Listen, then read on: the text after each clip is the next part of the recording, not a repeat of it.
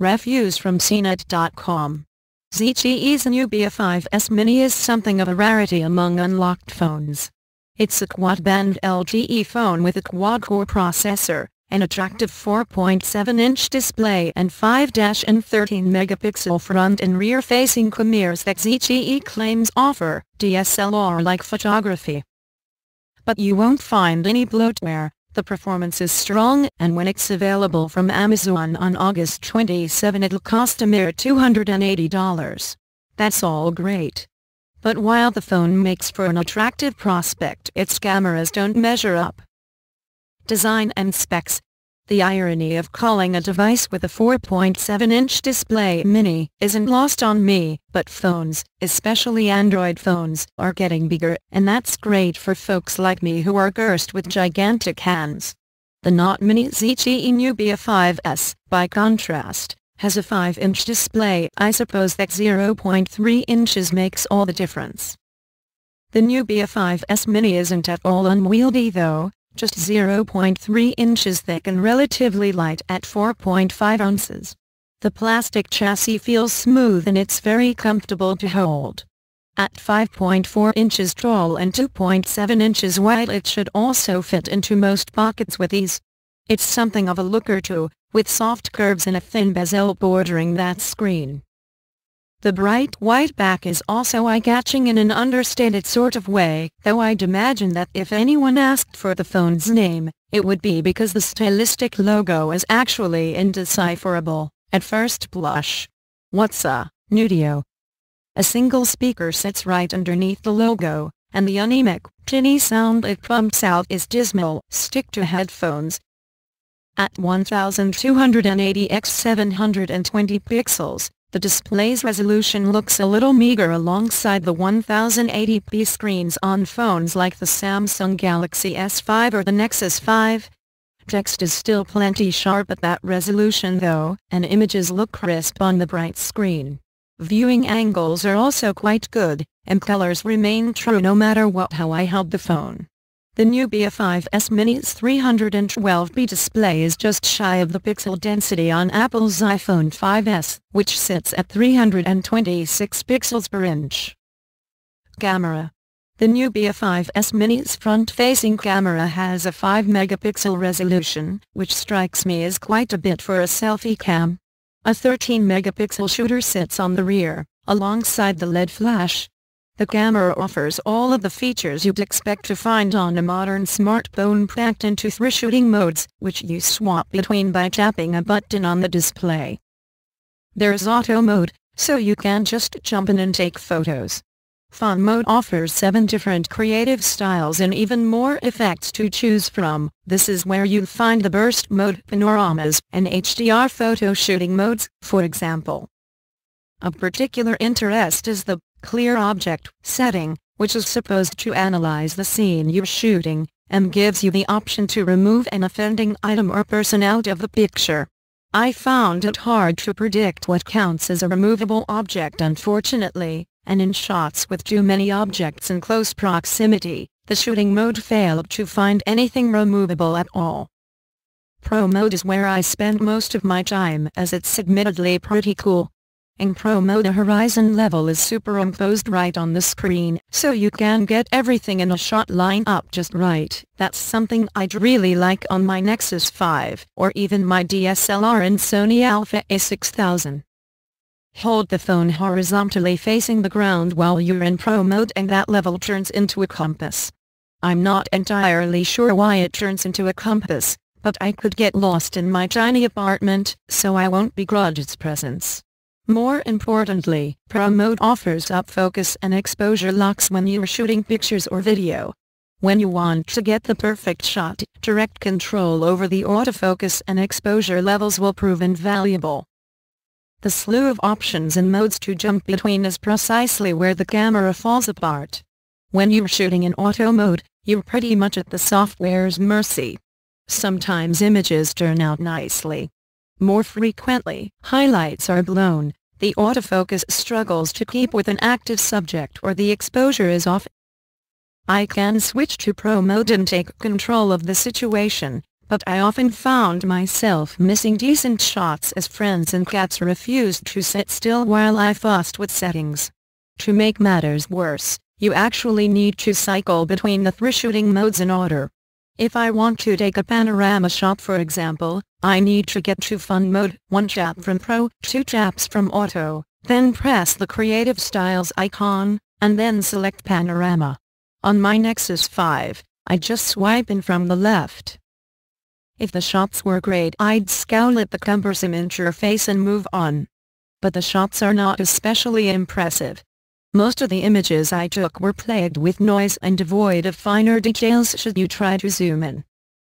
You'll never be in doubt about what the subject is, of course, but the generally fuzziness around most of my images was far short of what I was expecting, and most of my pictures were taken on bright, sunny days, optimal conditions for this sort of thing. The front-facing camera tends to wash out skin tones, and isn't especially sharp either. The camera shoots 1080p video, and is admittedly an improvement over the still shots. The footage I shot was generally much sharper than my still images, but colors were still rather faded. The autofocus system also struggled in some clips. In the most egregious cases, the autofocus struggled to focus on my subject, flickering in and out of focus in a subtle but annoying way that's especially noticeable on a large display. I likely could fix the issue by locking the focus while I was shooting, but that isn't the sort of calculation one makes while trying to show your friends the very cute thing this cat is doing. Software and features. The Nubia 5S Mini might throw Android fans for a loop, as ZTE has saddled the phone with a custom Android skin that changes quite a bit about the stock experience. To start with, there's no app tray.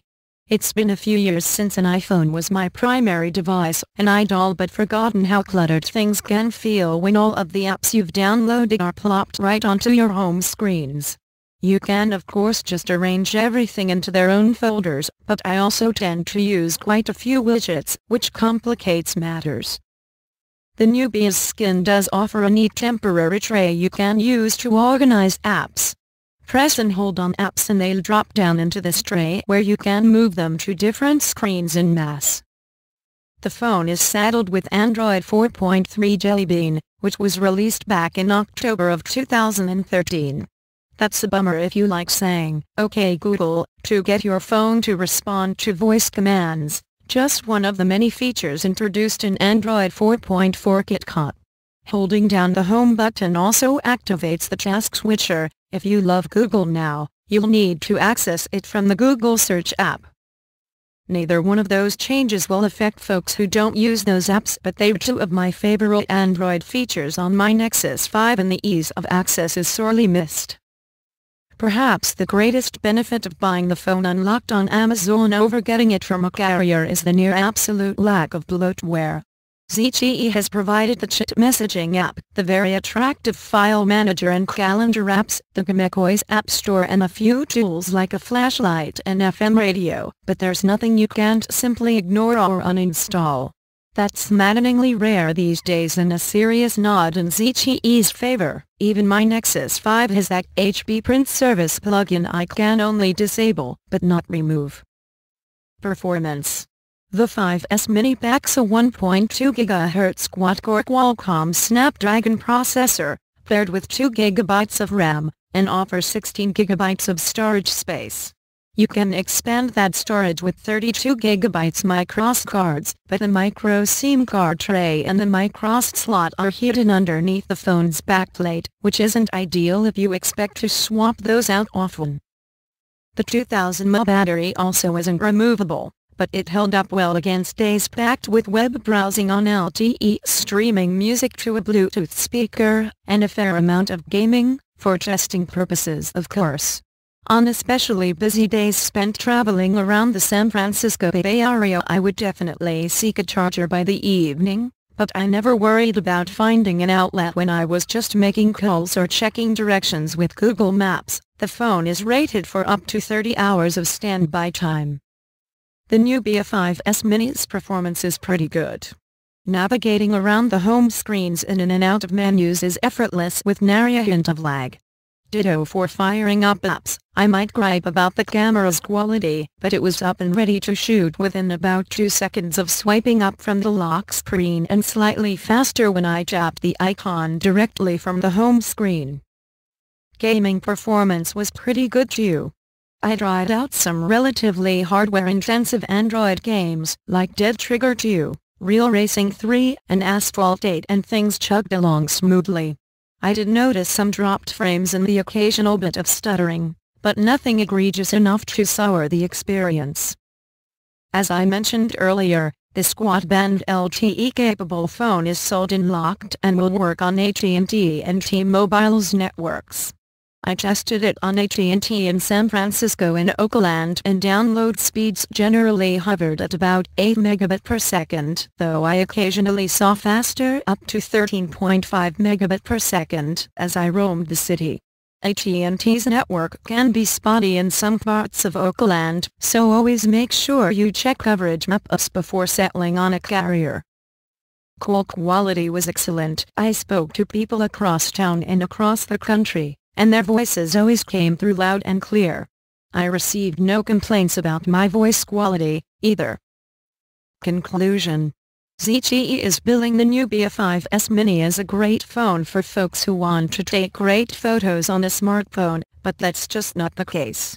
Even my Nexus 5, a camera I turn to begrudgingly, generally cranked out more satisfying shots than the Nubia 5S Mini, albeit at the Nexus 5's lower 8-megapixel resolution. The presence of Android 4.3 Jelly Bean as opposed to 4.4 KitKat gives me pause, as there's no word on when an upgrade to the current version of Android might be due.